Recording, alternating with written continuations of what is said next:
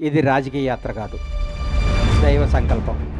నాకు జన్మనిచ్చిన నా తల్లిదండ్రులకు, నాకు బతుకునిచ్చిన నా షాద్ నగర్ గడ్డకు, నేను హైదరాబాద్ మెగాస్టార్ చిరంజీవి గారిని చూద్దామని పోయా. ఫస్ట్ ఆయన హీరోగా నటించిన సినిమా నా థియేటర్లో ఆడుతుంది.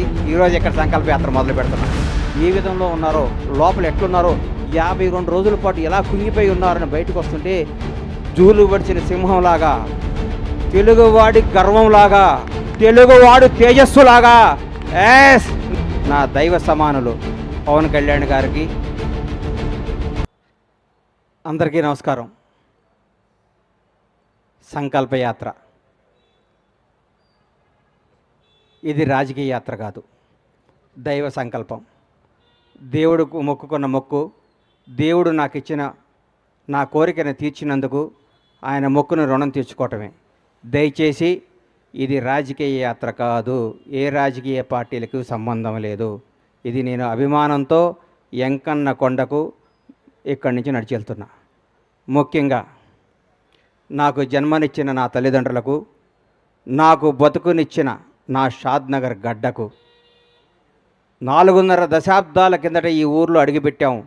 మామూలు కుటుంబంగా అడుగుపెట్టిన మాకు ఈ స్థాయి, ఈ స్టేటస్, ఈ అంతస్తు ఇచ్చిన ఈ షాద్ నగర్ గడ్డ ఈ ప్రపంచంలో నాకు ఎంత ఇష్టమైన గడ్డ.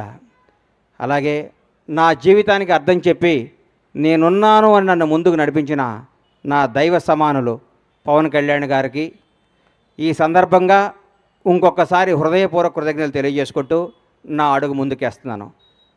ఇది విచిత్రమో దైవ నిర్ణయమో నాకు తెలియదు. నేను హైదరాబాద్ మెగాస్టార్ చిరంజీవి గారిని చూద్దామని పోయా. ఫస్ట్ ఆయన హీరోగా నటించిన సినిమా నా థియేటర్లో ఆడుతుంది. ఈరోజు ఇక్కడ సంకల్ప యాత్ర మొదలు పెడుతున్నా. ఎందుకంటే నాకు అదృష్టం ఏముంది, ఇది సంకల్పం. ఓ రోజు ఉదయాన్నే 4 4:30 నేను నిద్రలేసే అలవాటు. లేవంగానే నా ఫోన్ చూస్తే నంద్యాలలో చంద్రబాబు నాయుడు గారు అరెస్ట్ చేస్తున్నారు అని చెప్పారు.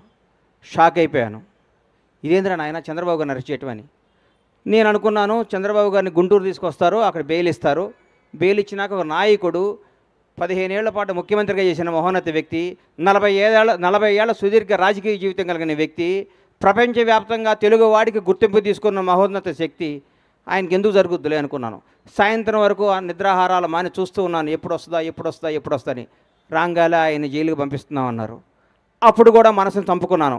రాజమండ్రి జైల్లోకి వెళ్ళే లోపు డెఫినెట్గా సార్కి బెయిల్ వస్తుంది, ఏం కాదు, ఇది కూడా ఆయనకి కూడా తెలుగు ప్రజలకు తెలుస్తుందిలే, ఇది నిజమేంటో అబద్ధమేంటో అనుకుంటూ ఉండగానే లోపలికి వెళ్ళారు.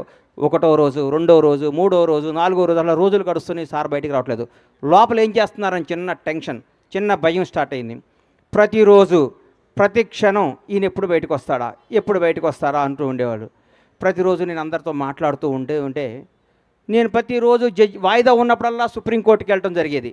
ఎందుకు? అందరికంటే ఆ తీపి వార్త, ఆ మంచి వార్త, సార్కి బెయిల్ వచ్చింది అన్న మాట నేనే వినాలి ఫస్ట్ అన్న స్వార్థంతో ప్రతిరోజు ఢిల్లీ వెళ్ళి కూర్చుంటూ ఉండేవాడిని.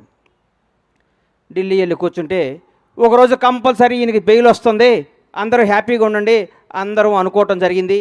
మాట్లాడుకున్నాం.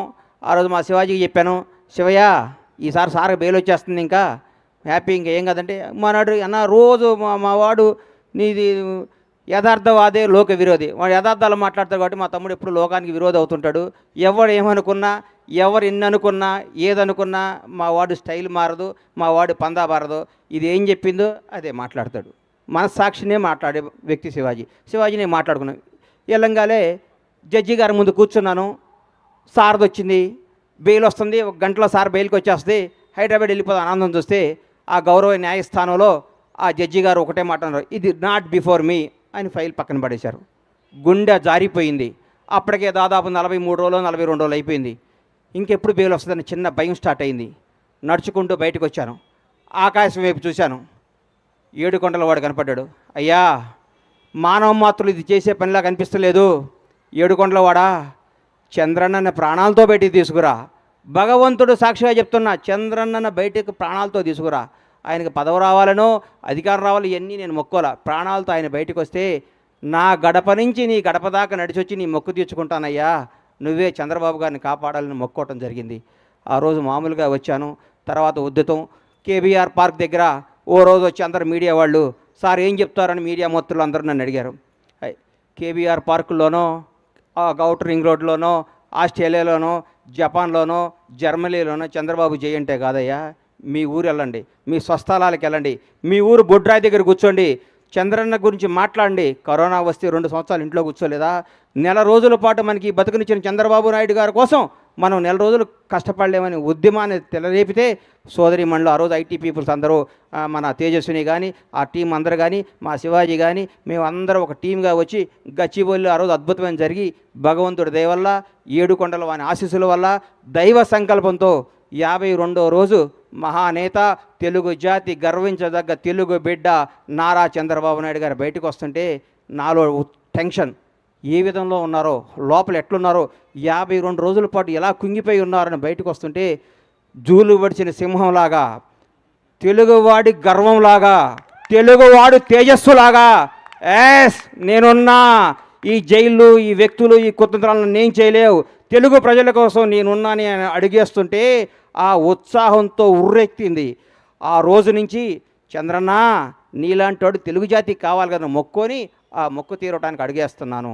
ఇది రాజకీయ యాత్ర కాదు, ఇది దయచేసి రాజకీయంగా కానీ కాంట్రవర్సీగా చూడొద్దని చేతులెత్తి నమస్కరిస్తూ మీకు తెలియజేసుకుంటూ, ఈ యాత్ర విజయవంతం కావాలని, ఈ యాత్ర ద్వారా ఏడుకొండలవాడు ఆశీస్సులు పొందాలని, నాతో పాటు నా అడుగు ప్రతి చంద్రబాబు అభిమాని అడుగుది, ప్రతి తెలుగువాడి అభిమానం అడిగిది.